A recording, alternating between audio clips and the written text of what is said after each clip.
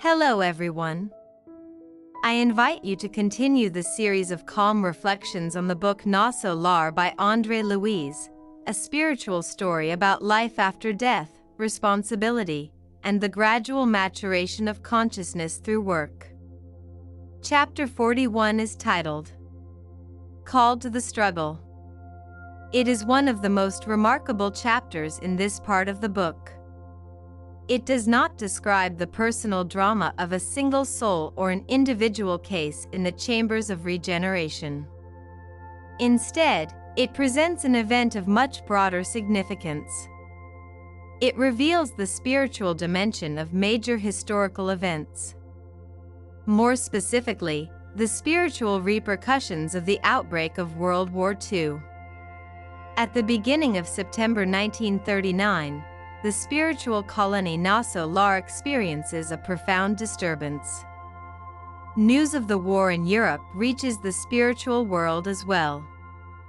For the inhabitants of the colony, it is not merely a political event. It is a spiritual shock that affects the entire planet.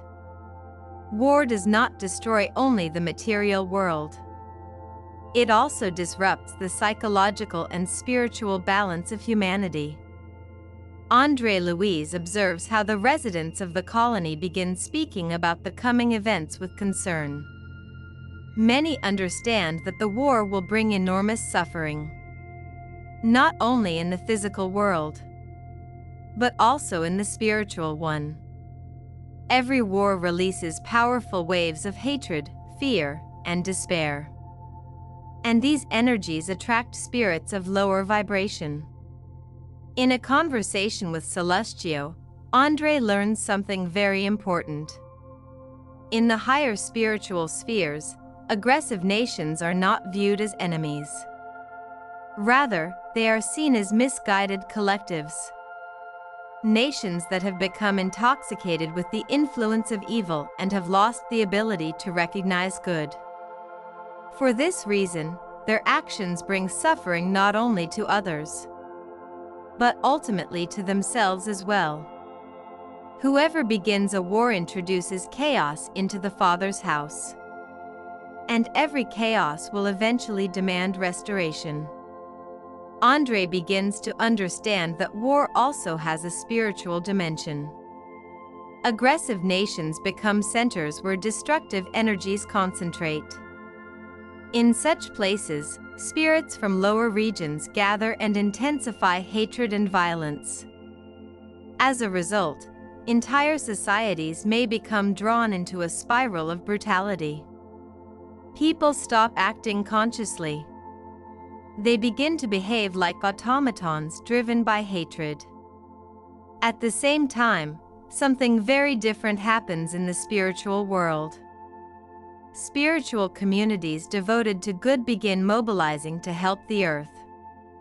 Not through violence, but through spiritual work. Through protecting thoughts, inspiring goodness, and helping the victims of conflict. It is a silent struggle between light and darkness. Soon an extraordinary sound echoes through the colony. A powerful trumpet resounds above the ministry of regeneration for many minutes. It is an alarm signal in the spiritual world. A call to service. A sign that Earth will face immense suffering and that great spiritual assistance will be needed.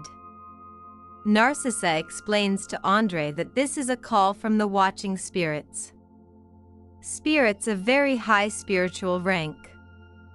Their task is to mobilize spiritual communities to work during humanity's great crises. After the sound of the trumpet, the inhabitants of the colony step outside. In the sky, André sees countless luminous points. They are spiritual hosts preparing for work. Throughout the colony, a remarkable movement begins. Thousands of spirits head toward the Ministry of Communication to seek news about what is happening on Earth. Conversations are filled with emotion.